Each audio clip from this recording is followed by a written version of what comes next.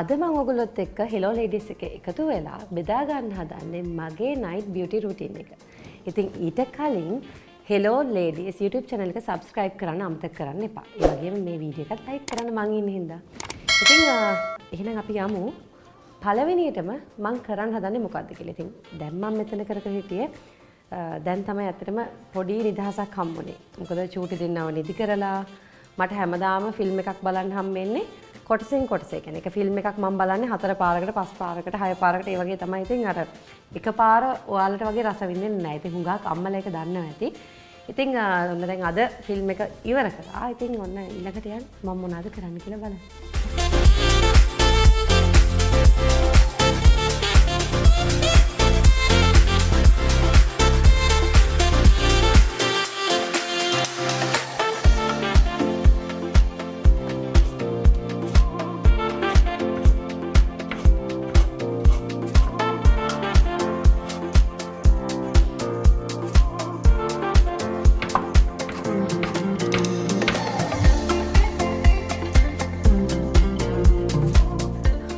ඉතින් දැන් ඔයාලා බලනවා ඇති මම තනියෙන් කෑම හදන්නේ මොකද කියලා. ඉතින් මේ වෙනකොට මගේ චූටි දෙන්නම කෑම කවලා වොෂ් දාලා ඔක්කොම කරලා නිදි.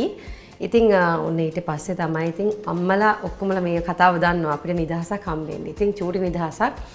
ඉතින් ඒගොල්ලන්ට මම අද පැස්ටා පොඩ්ඩක් සැර අඩුවෙන් හදලා දුන්නේ. ඉතින් දැන් මම මගේ පැස්ටා ටික චුට්ටක් සැරට හදාගෙන කන්න හදන්නේ. ඉතින් අපි බලමු මගේ පැස්ටා එක මම මොන විදිහට හදන්නේ කියලා.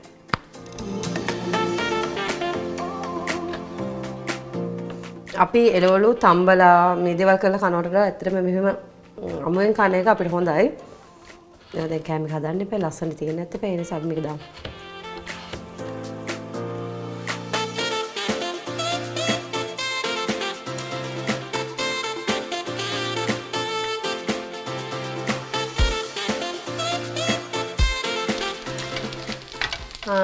ඉතින් ඔන්න මගේ පැස්ටා එක දැන් හැදිලා ඉවරයි. මම හදාගෙන ඉවරයි. ඉතින්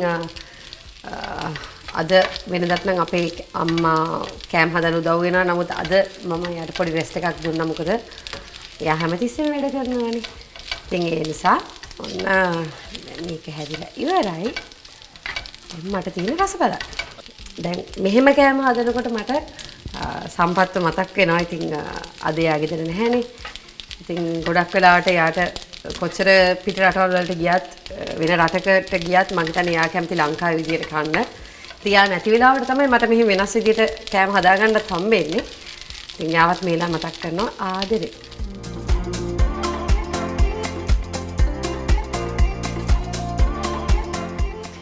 ඔන්න ඉතින් මගේ රෑ කෑම එක ලෑස්ති. දැන් ඉතින් මට තියෙන්නේ මේකේ රස බලන්න. ඉතින් වෙනදට නම් මම අර කලින් කිව්වත් වගේ හුඟක් වෙලාවට සම්පත් ඉන්න වෙලාවට අපි ගොඩක් ලංකාවේ විදියට බත් තමයි වැඩිපුර කන්නේ මම. ඉතින් ඔන්න යා නැති නිසා පොඩි අයට හැදුවෙත් පැස්ටා. ඉතින් ලේසියිනේ. ඒ නිසා ඉතින් මටත් පැස්ටා ටිකක් හදාගත්තා. ඔන්න එහෙනම් දැන් මම රස බලන්න තමයි හදාන්නේ. බලමු කොහොමද රස කියලා. මම හැදුව නිසා කියනවා නෙමෙයි. ඇත්තටම හොඳයි කන්න පුළුවන්. තව ගොඩක් වැඩ තියෙනවා. ඔයගොල්ලෝ හැමෝම ඉන්න මං කාලේ වෙනකන්.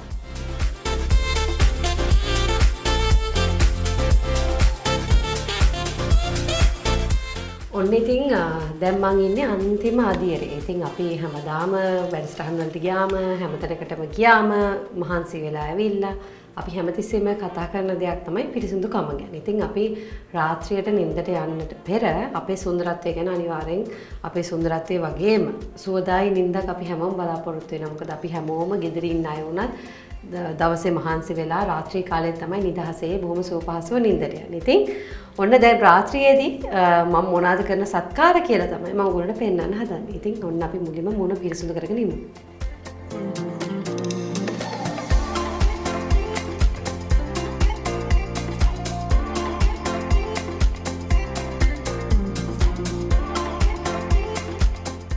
ඉතින් මම හරි ආසයි කැන්ඩල් වලට. ඉතින් මේ දවස්වල අපේ හැමෝම හරි ආදරේනේ කැන්ඩල් වලට. ඉතින් මම මේකේ තියෙන සුවඳට මේ හැම දෙයකම කැමතියි. ඉතින් අපි දැන් හදන්නේ මූණ පිරිසිදු කරගන්න.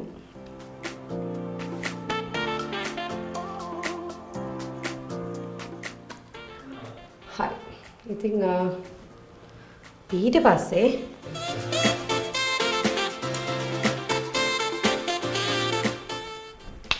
මෙන්න මේ විදිහට ෆේස් වොෂ් ටිකක් අරගෙන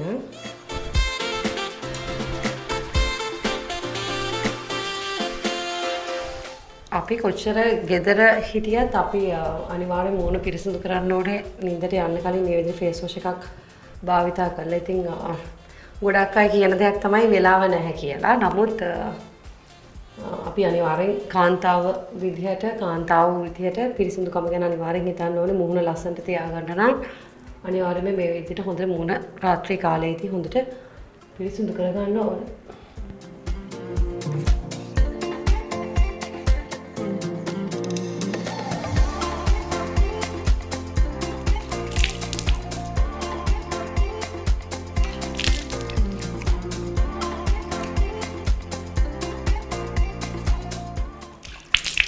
අපි දැන් ඔන්න මූණ පිරිසිදු කරලා මූණ පිහදාගෙන ඔක්කොම කරලා ඉවරයි. ඊට පස්සේ දැන් මට කරන්න ඉතුරු වෙලා තියෙන්නේ මගේ රාත්‍රී පෝෂණ සත්කාරකයේ හැමත කරන. ඉතින් ඔන්න මෙන්න මේක තමයි අපේ බාහිර සත්කාරකය.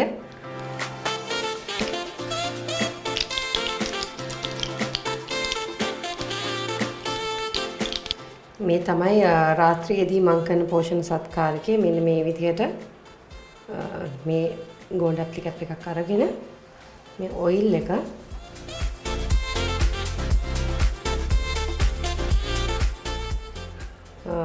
ගොඩාක් මේක මට වැදගත් වෙන්නේ පොඩි ඈත් එක මම නිදි මරනවා ඒක එක්ක ඇස්වට කළු වීම මේ දේවල් වලට ඉතාමත්ම වැදගත්. මෙන්න මෙහෙම මුහුණේ ආලේපනය කරලා මෙන්න මේ විදිහට හොඳට මසාජ් කර ගන්න ඕනේ. අපි ඇස්වට කළු වීම තියෙන අයට ඒ ලප කැලල්ගත් කරගන්න මට මේක ඉතාමත් වැදගත්. මම නම් මේක තොල් දෙකටත් ආලේපනය කරනවා. මොකද හුඟක් වෙලාවට අපි ලිප්ස්ටික් අර වගේ දේවල් භාවිතා කරන තොල් අවපහ ගැන්වෙනවා. ඉතින් මුළු මුහුණට මේ විදිහට ආලේපනය කරලා බෙල්ලත් මෙන්න මේ විදිහට උඩු අතට මසාජ් කරගන්න ඕනේ. එතකොට ඉතුරු වෙන ටිකෙන් මම ඔයගොල්ලන්ට පොඩි රහසක් කියලා දෙන්නම්. මේ වැලමිට ප්‍රදේශයේ මෙන්න මේ විදිහට අපිට ඉතුරු වෙන ටික කිසිම අපතයන් නැති විදිහට මෙන්න මේ විදිහට අත් දෙකේ අපිට ආලේපනය කරගන්න පුළුවන්. ඒතර මුහුණ වගේම අත් දෙකත් බොහොම පැහැපත්ව තියාගන්න පුළුවන්. විශේෂම දේ තමයි ඔයගොල්ලෝ දන්නවා අපේ මුහුණ වගේම අත්පය හුඟක් වෙලාවට මේ වැලමිට කියන ප්‍රදේශව ගොඩාක් අවපහ ගැන්වෙනවා. ඉතින් වියලි. ඉතින් ඒ නිසා මෙන්න මේ විදිහට ආලේපනය කරාන් පස්සේ ඒ ටිකත් ලස්සට මුහුණ වගේම තියාගන්න පුළුවන්. ඔන්න ඉතින් මගේ වැඩ ටික දැන් ඉවරයි. එතකොට දැන් මට තියෙන්නේ මගේ චූටි අයත් එක්ක හොඳට සැපපහසුව නිින්දට යන්න. ඉතින් හැමතිස්සෙම මම ඔයාලටත් කියන්න කැමතියි රාත්‍රී කාලයේදී තමයි අපිට බොහොම සුවදායක නිින්දක් හම්බෙන්නේ. ඉතින් ඒ වගේ වෙලාවටවත් නිදහස හම්බෙන වෙලාවට අපි දන්නවා අපි හුඟක් කාර්යබහුලයි කාන්තාව විදිහට ගෙදර ඉන්න අය. ඉතින් තමන්ගේ ගැනත් හිතන්න අමතක කරන්න එපා. ඉතින් මේ කොණ්ඩේ ගැන, මූණ ගැන මේ හැමදේ ගැනම හිතන්න ඕනේ. මෙන්න මේ විදිහට වෙලාවක් තිබ්බොත් විතරක් පොඩ්ඩක් දැන් අපේ විටමින් E තියෙනවනේ. විටමින් අපේ ජොජෝබා ඔයිල් තියෙනවා. එතකොට මේ ඇප්ලිකැප් එකේ ඔක්කොම තියෙනවා. කොණ්ඩට, මූණට ඔක්කොම මොන දේවල්. ඉතින් මම ඉතුරු වෙනේවා කිසිසේත්ම නාස්ති කරන්නේ. අපිට මේ විදිහට පොඩි හිස කෙසුත් පොඩ්ඩක් සම්බාහනය කරගෙන අපිට බොහෝම සෝදායක නිින්දකට යන්න පුළුවන්. යම්